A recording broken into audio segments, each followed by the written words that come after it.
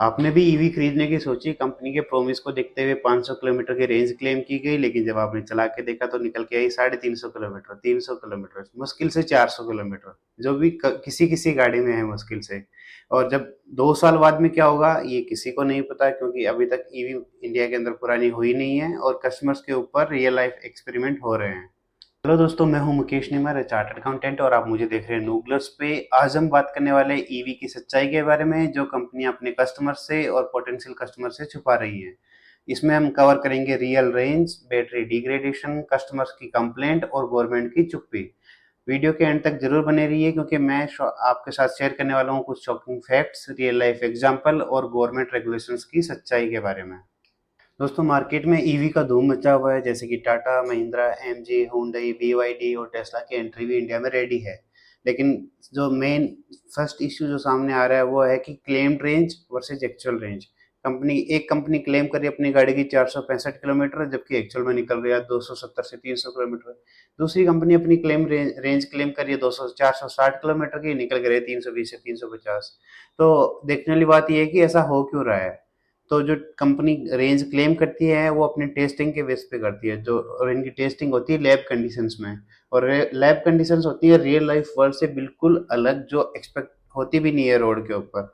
जैसे कि ट्रैफिक, जब इनकी टेस्टिंग हो रही होती है वहाँ पे ना कोई ट्रैफिक होता है, फिक्स स्पीड भी होती है, एक ही स्पीड मेंटेन की जाती है, एसी बंद रहता है, रोड फ्लैट्स होती हैं, ना रोड टूटी फूटी है ना कुछ और है। जबकि एक्चुअल में जब गाड़ी चलेगी तो कंडीशन बिल्कुल इसके अपोजिट होती है, टूटी हुई रोड भी मिलेगी, चढ़ाई भी मिलेगी, ढलान भी मिलेगा, ट्रैफिक भी मिलेगा, रुक रुक के गाड़ी चलेगी, फिक्स स्पीड भी नहीं है, एसी भी यूज करेंगे।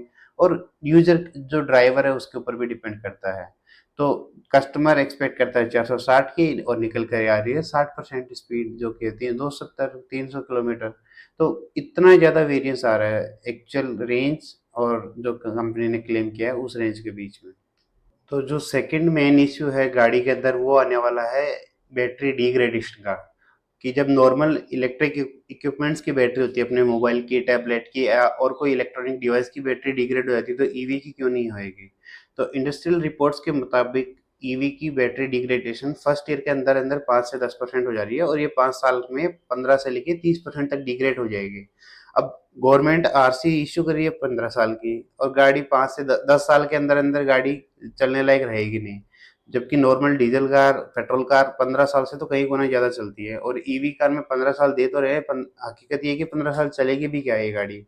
और मोस्टली कार में ये रेंज ड्रॉप की कंप्लेंट आ रही है, और इश्यू तो जब आता है जब कंपनी के पास कस्टमर अपनी गाड़ी लेके जाता है, वारंटी के नाम पे कंपनी इसको normal degradation and wear and tear कह के कंप्लेंट को डिसमिस कर देती है।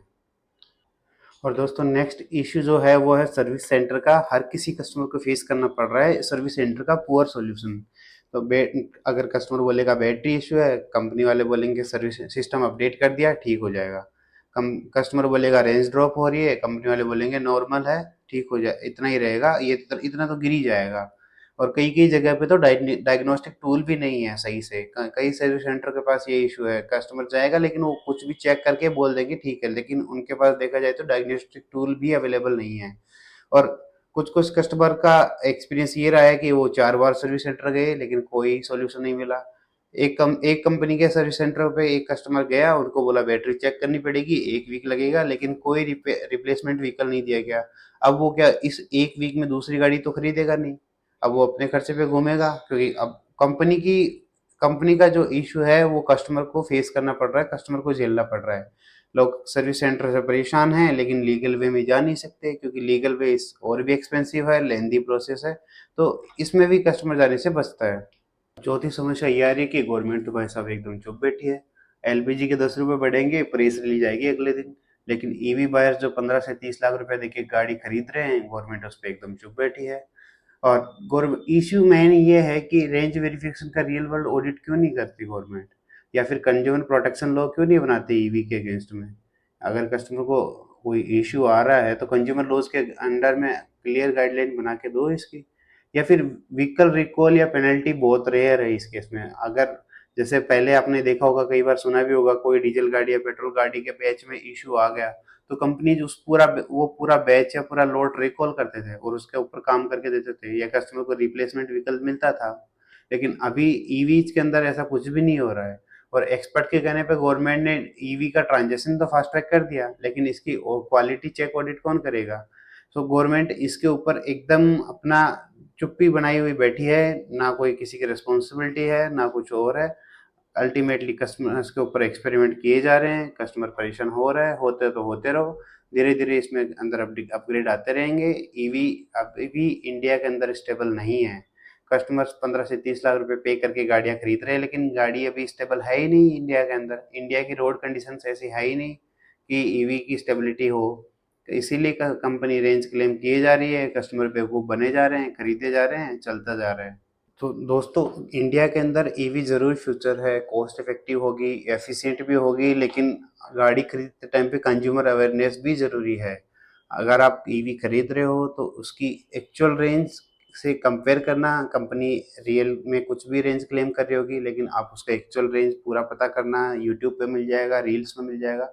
आजकल हर कहीं पे हर कोई अपनी ईवी का रिव्यू दे रहा है, और आप उनसे पता कर सकते हो। साथ में बैटरी डिग्रेडेशन का भी पता करना है कि कितने टाइम पे कितनी परसेंट बैटरी डिग्रेड होएगी, क्योंकि हो सकता है नई बैटरी इतनी क्लेम करने के आसपास चल जाएगी, लेकिन एक्चुअल में 2 साल बाद में तो बैटरी डाउन हो जाएगी। और ऐसा है नहीं कि इतनी सस्ती है नहीं कि आप 2 साल बाद में बैटरी रिप्लेस कर लोगे। तीसरा है, कंपनी से गाड़ी खरीदते टाइम पे एक्सटेंडेड वारंटी का भी पता कीजिए। अगर कंपनी 5 साल की वारंटी ले रही है, आप पता कीजिए कि एक्स्ट्रा पे करके आपको एक्स्ट्रा वारंटी मिल जाएगी, या फिर साथ में जितने भी टर्म्स एंड कंडीशंस हैं गाड़ी खरीदते टाइम पे, आप उनको भी ध्यान दीजिए। और अगर आपका एक्सपीरियंस कैसा रहा है, आप कमेंट्स में ज़रूर शेयर कीजिए। दोस्तों, अगर ये वीडियो आपको पसंद आए तो प्लीज़ आप इसको लाइक, शेयर एंड चैनल को सब्सक्राइब कर दीजिए। अपन जल्दी मिलेंगे एक नए वीडियो में एक नए टॉपिक के साथ। तब तक के लिए बाय।